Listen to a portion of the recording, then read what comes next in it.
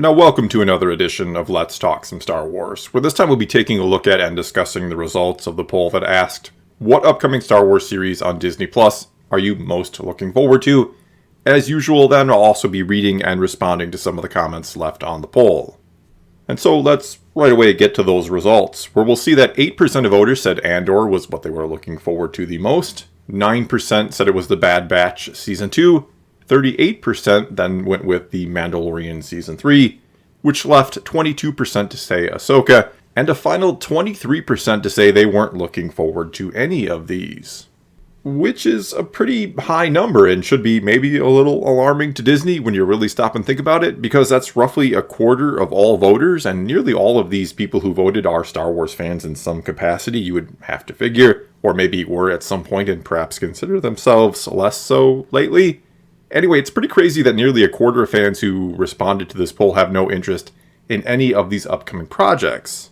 And yes, I know some are going to ignore any and all positive videos I ever put out or things I say and just say this channel is a Star Wars hate channel, so of course there would be that many people not excited for any of this. But even if that is your argument, and even if I concede to that point, which I don't but will for the sake of this argument, that wouldn't actually change the fact that many fans have no interest in what Lucasfilm under Disney is currently doing with the franchise. In other words, if you really want, you can say this is just a bunch of haters voting this way, and from a certain point of view, you'd be right. Problem is, they almost certainly didn't start out that way. No one wakes up one morning having never seen or cared about Star Wars and says, I'm going to hate the franchise, watch a bunch of videos about it, and vote in random internet polls to skew results negatively, just because.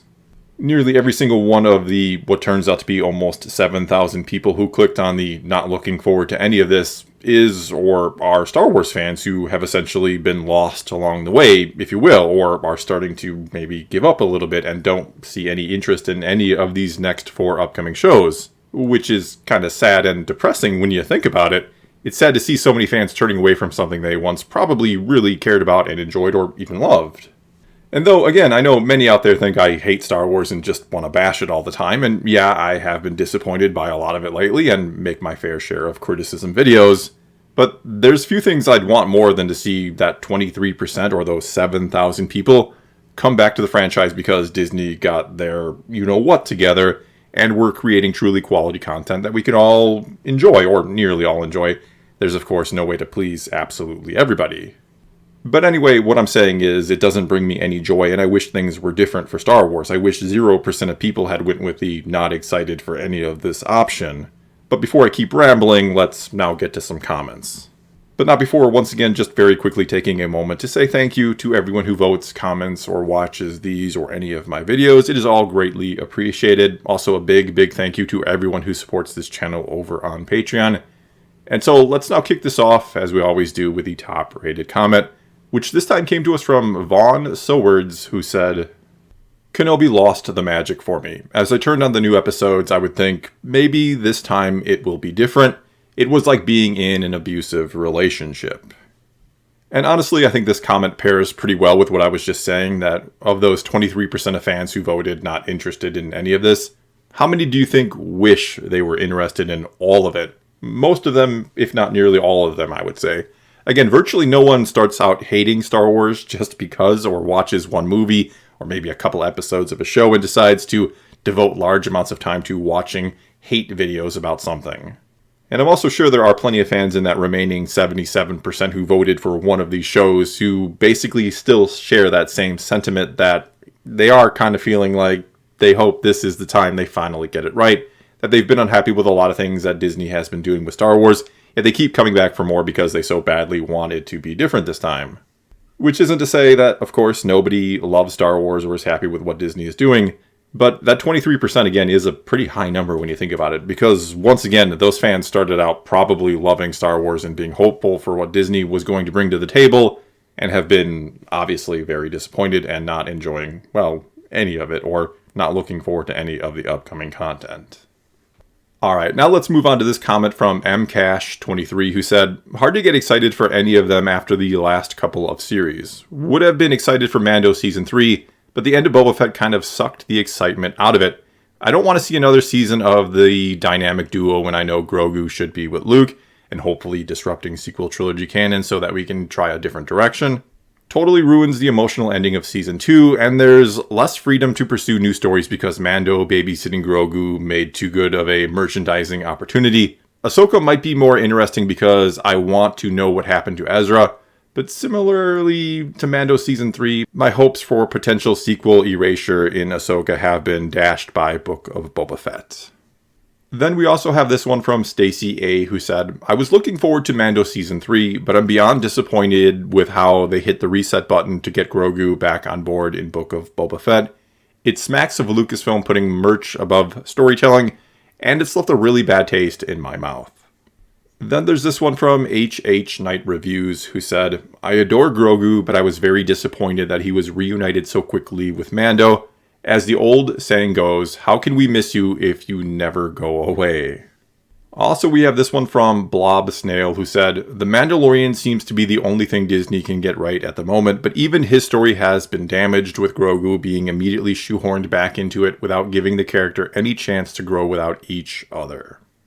And yeah, as much as I enjoyed the first 2 seasons of The Mandalorian, as well as I enjoyed the 2 episodes of The Mandalorian in the Book of Boba Fett, it was an odd decision on so many levels to put Grogu and Mando back together so soon. And I say so soon because it'd be fine to reunite them eventually. I understand the story is based heavily off Lone Wolf and Cub. I get that. I have no problem with them being together and what the series has become, despite never expecting it to be anything like this going into it. But how about at least a couple episodes of Mando away from him in his own series, if not a whole season of that? Or maybe just evolving the 2 characters down completely different paths for a little while and then having them meet up again and doing a little something different with it? Anything but bringing them back together not only so soon, but in a different show entirely. I mean, I realize most people will know going into the upcoming Season 3 of The Mandalorian that they have reunited in the Book of Boba Fett. They'll probably have seen those episodes.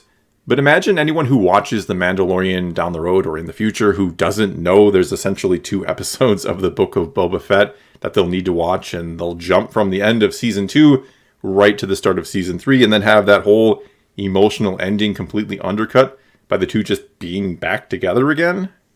And I just have a really, really hard time believing that Favreau and Filoni thought it was a good idea to bring them back together so soon. Sure, they may have planned to eventually reunite them, almost certainly planned on doing that. And I think that's fine. That's how it should be. But to do it immediately, I don't know. That sounds like Disney not wanting to separate Grogu from Mando out of fear of a downtick in Grogu merchandise sales. And we all know that story can't or shouldn't be in any way put ahead of merchandise sales, right? But anyway, let's now move on to this comment from Billy Thompson, who said, Don't sleep on Andor. Rogue One was great, and the fact that Cassian was willing to do the Rebels' dirty work makes him a great character. I think Gilroy is going to give us a sophisticated, well-written story that will add a ton of depth to Star Wars politics and the Alliance. Next up then we have this comment from Broa, who said, I picked the none of them option, but the reason I'm commenting is it seems the sentiment is that most people are ready for Andor because of the sake of damage control and the decreased risk of hurting any further legacy canon. I find this to be more hopeful than realistic because, as we've seen, Disney will go left field really quick to stir up interest. Looking at you, Mando, and Grogu arc in Boba Fett, I think Disney needs to take a step back and realize what they've got their hands on before they cause any further splintering of the franchise. Have a great day, everyone. Up next here, then, we have this one from Ace Gamerboy 18, who said, After the letdown that was Kenobi, a lot of my excitement for future projects was killed. All I can say is I'm decently excited for The Bad Batch, Tales of the Jedi, and Jedi Survivor. I will say, though, that I'm more interested in Andor than I expected.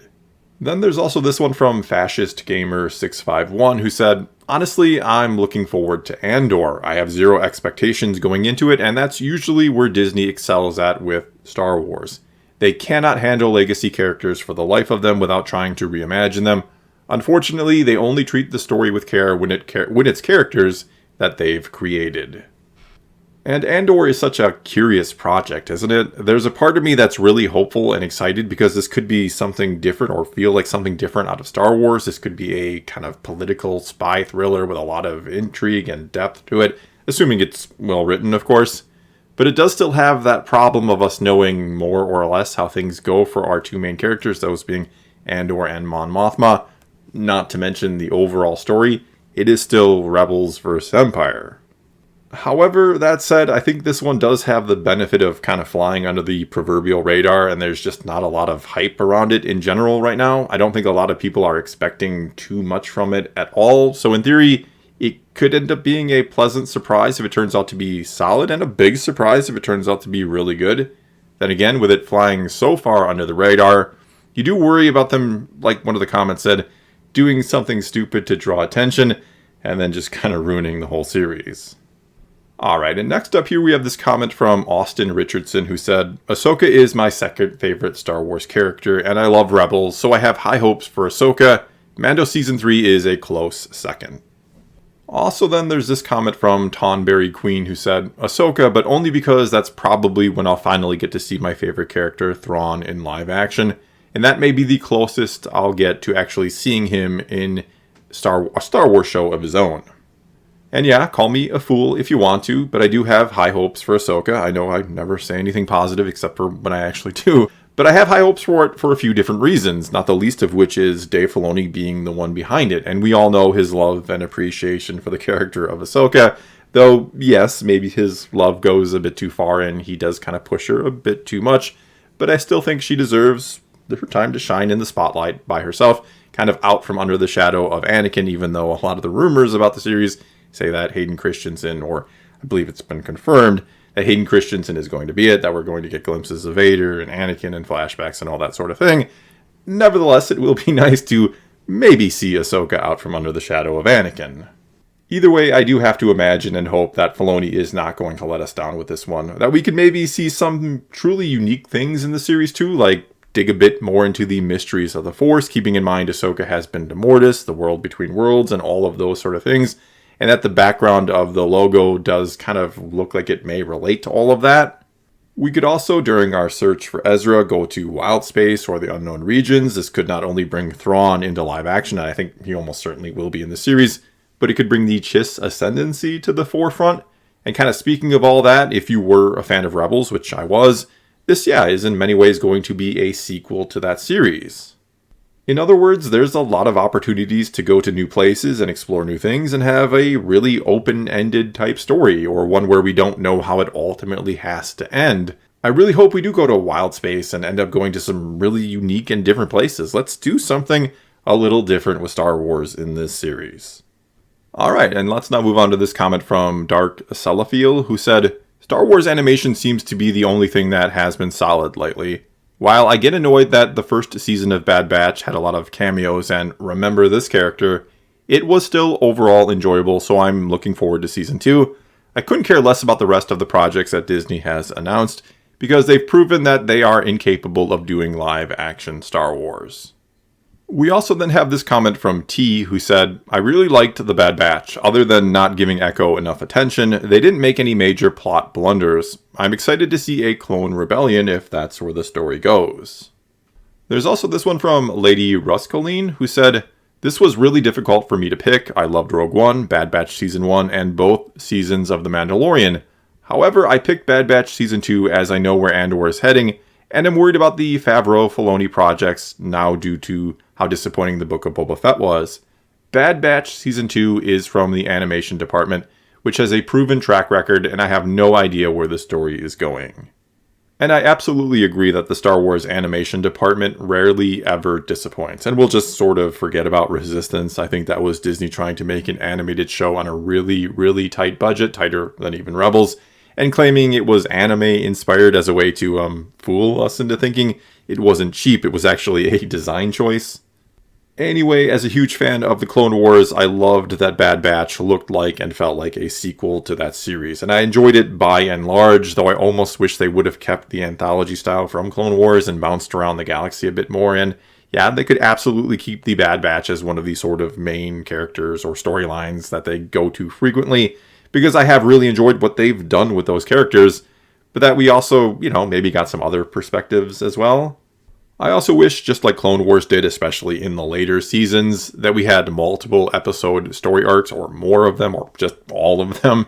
For me, that was peak Clone Wars when we had those 3 or 4 episode arcs continuously that had the time to slow down the story and to really dig into the heart of the matter a little more, instead of always trying to cram a start, middle, and end into roughly 20 minutes, which for me has been the biggest sort of problem with Bad Batch, that everything just kind of feels rushed into those 20-minute episodes. Oh, and speaking of anthology-style shows, we do also have Tales of the Jedi coming up as well, and that looks pretty excellent.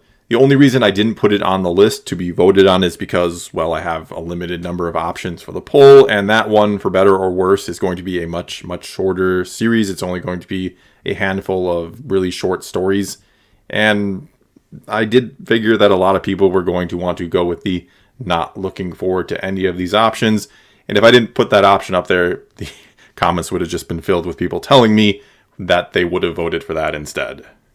Anyway, let's now get to a few final comments before wrapping this up, starting with this one from John Kaufman, who said, "I'm looking forward to all of them, but in picking just one, I have to go with Mando. We've already invested 2.5 seasons into the character, so there's a strong connection with the audience. Andor is a wild card yet to be shown. Ahsoka is building off the popularity of the animated series, and while I like Dawson's performance so far, we have yet to see her establish the live-action incarnation on her own. I enjoyed Bad Batch, but it seems to struggle with missed opportunities, mainly Echo. Hopefully Season 2 will get its footing and bring back the top-tier storytelling from later The Clone Wars." Then there's also this one from Jonathan Dundas, who said, "I voted for The Mandalorian Season 3. I am actually curious about Andor, though. I think and hope it's going to be really good Star Wars. Fingers crossed for all." Next up, this one from Tyler Prather, who said, "Mando Season 3, obviously. This show is my new sequel trilogy. In other words, this is the story that happened after Return of the Jedi for me. That's canon. I love the first 2 seasons equally, and Mando's 2 episodes in Book of Boba Fett were fantastic as well. In Jon Favreau, we trust."